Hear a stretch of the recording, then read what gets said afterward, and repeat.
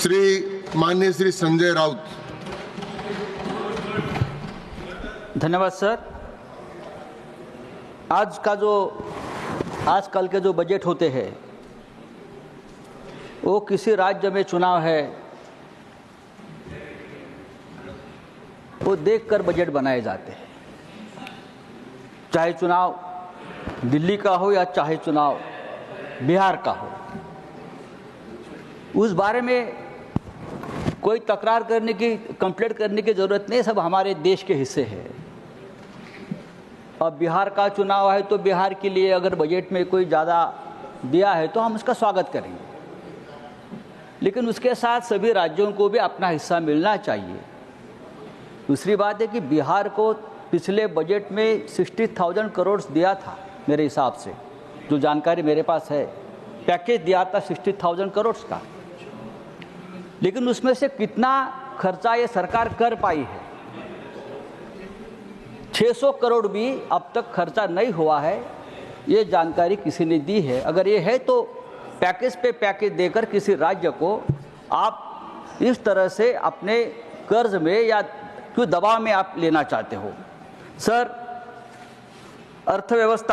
हमारे अर्थव्यवस्था को आगामी कुछ वर्षों में हम $5 ट्रिलियन इकोनॉमी बनाने का लक्ष्य है और मैं उसका स्वागत करता हूं।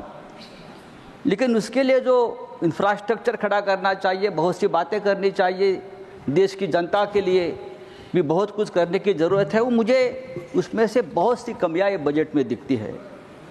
किसानों का इनकम डबल करने का वादा आप हमेशा करते आए हैं, लेकिन इस बारे में इस बजट में कोई खास योजनाएं नहीं है। कम से कम मिनिमम सपोर्ट प्राइस की जो मांग है किसानों की, और उसके लिए आज भी पंजाब का किसान आंदोलन कर रहा है, ये घोषणा तो आप इस बजट में अगर करते तो ज़रूर हम उसका स्वागत करते। सर, देश की अर्थव्यवस्था बहुत बड़ी है हमारी, फिर भी हमारे देश की अर्थव्यवस्था आज भी कर्ज में डूबी है।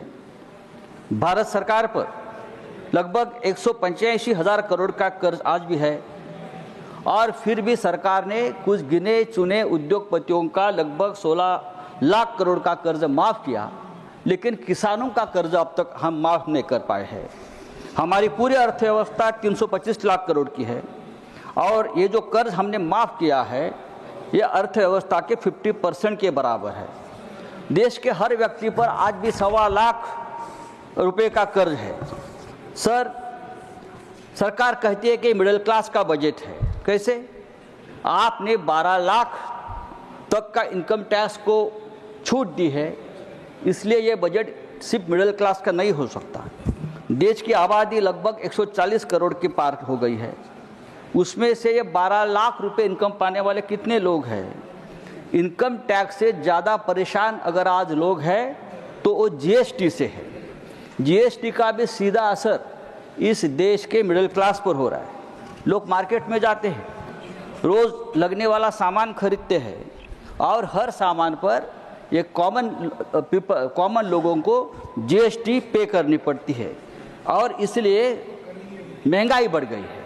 अगर आपने इनकम टैक्स के साथ साथ जीएसटी के ऊपर भी कोई अच्छा एक पैकेज दे देते मिडिल क्लास के लिए, तो ये देश की जनता सचमुच खुश रहती, क्योंकि आज जीएसटी की वजह से महंगाई बढ़ी है, जीएसटी की वजह से व्यापारी खुश नहीं है, जीएसटी की वजह से बहुत सा एक बड़ा वर्ग है वो अपना कंजम्पशन कम कर रही है।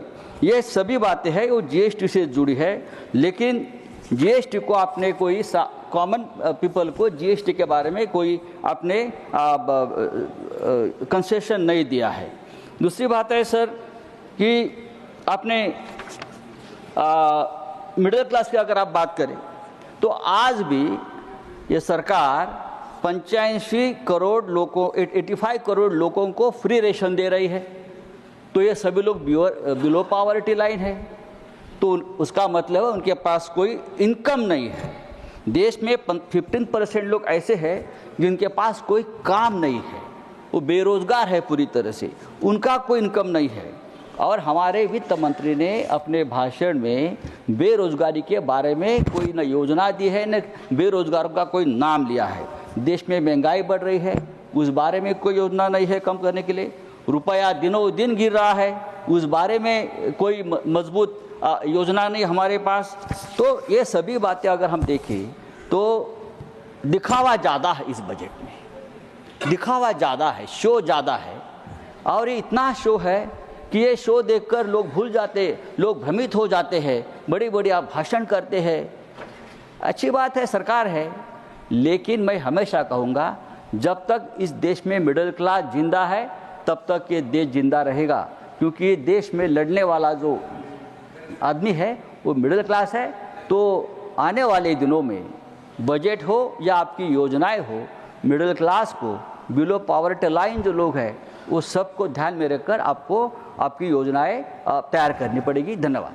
बहुत बहुत धन्यवाद रावत साहब। श्री बीड़ा